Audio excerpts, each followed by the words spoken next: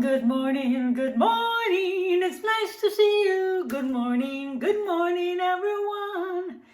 Hello, Connie Murphy, over 70, still glamorous. Okay, I am doing a vlog today. A little update on some things that have been happening the past 3 or 4 days. Okay, number one, you probably have seen my blonde wig video, and so I wanted to give you my thoughts about those wigs. I did end up buying the short blonde one with the asymmetrical style. I thought that was kind of cute. Haven't worn it yet since I bought it, except that day that I bought it. But I will. And I didn't like the silver one. I thought it made me look really old and frumpy. Maybe because it was the style. I'm not sure. But I always thought I would someday go silver, so I don't know. Anyway, as far as the beige blonde one, I thought it made me look kind of washed out, so I will not ever go beige blonde. All right, next, just a little update on my carpets. They called me and told me that it was going to be about 2.5 weeks late to install it. And of course, I was very disappointed because I wanted it done by the end of October 2019.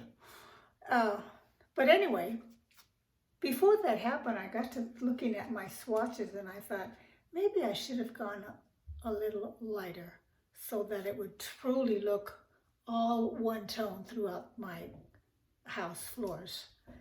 And so it gave me the opportunity to switch my color. So it turned out to be a great thing. And I don't have to wait 2.5 weeks. Okay, and I'll show you that when everything is all done. Okay, next. This story is about being a good advocate for someone who is in a hospital, a nursing home, or some kind of a care facility. And I say that because, as you know, my mom had problems a couple of months ago. I had to take her to emergency because she had the seizure and, you know, the whole program. If you're a regular. If you're not a regular, my mom ended up having, I think it was 5 or 6 pints of blood. And unbeknownst to me, I didn't know she was losing blood through her stools. Okay, next. Having said that, of course I've been keeping an eye on her and watching her and looking for any symptoms that were happening before she had that seizure. First time she ever had a seizure.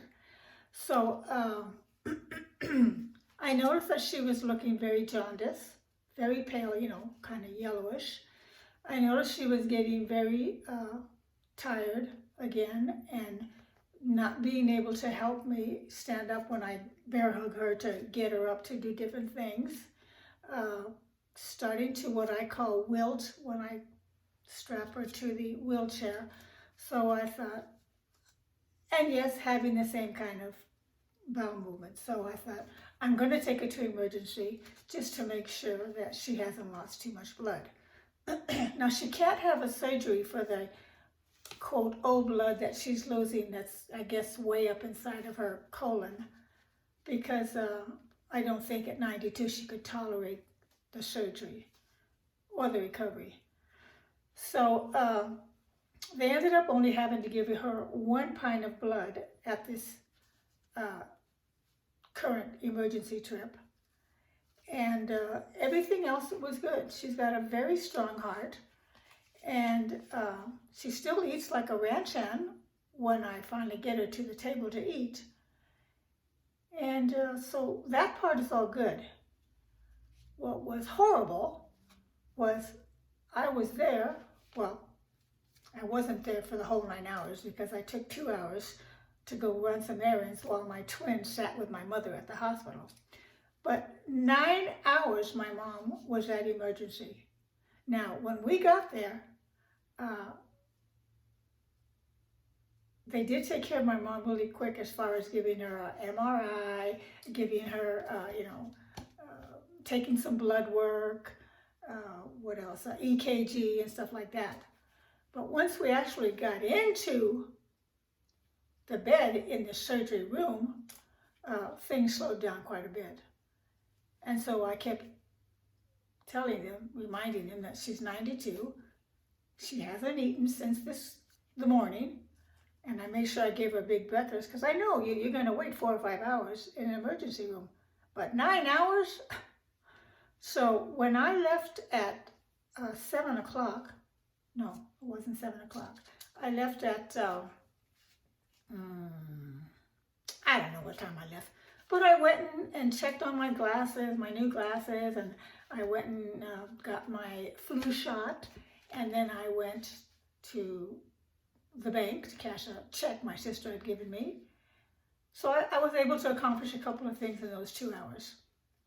When I got back to the hospital,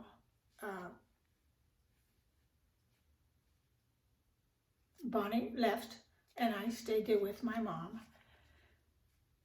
And then they were going to give her the pint of blood.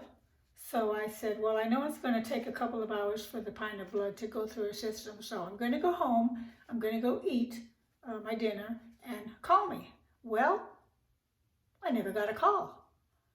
Here it was, 9 o'clock in the evening, no, 8:45 in the evening. And I said to my husband, I better go check on and see what's going on at the hospital. So I get there and I walk in there and my mom is soaking wet, stained from a bowel movement. And I had put pants on her this time so that I knew that she would stay warmer in an emergency because, you know, it's usually cold in there. So I didn't just have a nightgown on her. And so I went out in the hall and I said, did you people forget my mother? Come on, give me a break. Why didn't I get my call? So the nurse says to me, well, I just came on duty. Nobody told me to call. And I said, well, then it's not your fault. You just work here. But I need to get my mother cleaned up. I need to get her cleaned up right now. It's 9 o'clock at night. I need to get her cleaned up. She hasn't eaten all day. So, of course, they're running around, you know, accommodating me. They better. And they bring in these little wiping pads. And I said, no. I need a bucket of water and I need some soap. Oh, okay. So I get my mother's pants off, throw them in the trash bin because they're all soiled. And I start cleaning her up. Of course, they're trying to help me, but they're just getting in my way, you know, just like hospice. So, so one girl says to me, I guess you've been taking care of her, huh, for a while? And I says, yes, I have. He says, well, we noticed that her body is in good shape. And by that they mean, you know, there's not a lot of sores and not a lot of red spots and all that other kind of stuff. Because I'm sure a lot of older people do not get taken care of properly, whether they're in a hospital, in a convalescent home, or a nursing home. So that's where the advocate part comes in. You have to keep an eye on these people, you know. Well, I haven't got time to keep running around seeing if everybody's doing everything correctly or at the proper time or the right time. So that is why my mother is at home. And she's very happy and content. And really, she's not that much of a problem because I have a system worked out. And it's working well for both of us. So that's what I've been up to the last 4 days. And when I got her all cleaned up, I said to the nurse, I'm taking her home right now. If there's any papers you need to be signed, call me and I'll come back and sign them. Oh, well, the head nurse is taking care of it right now. I said, yeah, it'll probably be another hour and a half, so I'm going home. Well, those papers were in my face within 10 minutes, took my mom home. Now, my mom was kind of weak, so she was actually laying down in my car, you know, my front seat. And when I got home, I told my hubby, you know, we got to get my mom out. So that was it. And what else can I say? Halloween's almost here. I don't usually celebrate Halloween as far as going out door to door with anybody, or, you know, my grandkids are grown and my children are grown. And with all the things that are going on in this world, ladies, if you're not taking your child up to that door to get his goodies, shame on you, because there is just too many things going on that are taking our children out of society. So be very careful about that. But last year, I found these little goodies at the 99-cent store. And I just leave them where my mom can see them, you know, because it brings back her childhood and, you know, the things with us kids as we were growing up. But they're all smiling. Yes, you gotta keep smiling.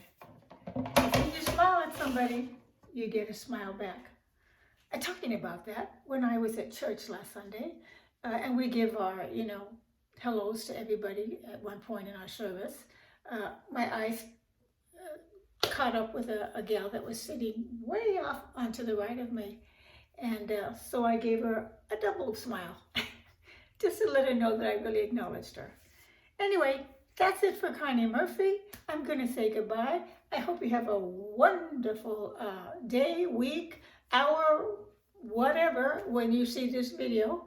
And I'll talk to you soon. And my motto is, don't forget that young gal inside of you for all you new gals. If you liked my content at all, would you please consider subscribing, ringing the bell, and we'll let you know when I'm posting. So to everyone else, mwah, I love you all, newer and more mature watchers. I wanted to say older, but no, I'm not going to say older watchers. So that's it. Till next time. Bye, everybody.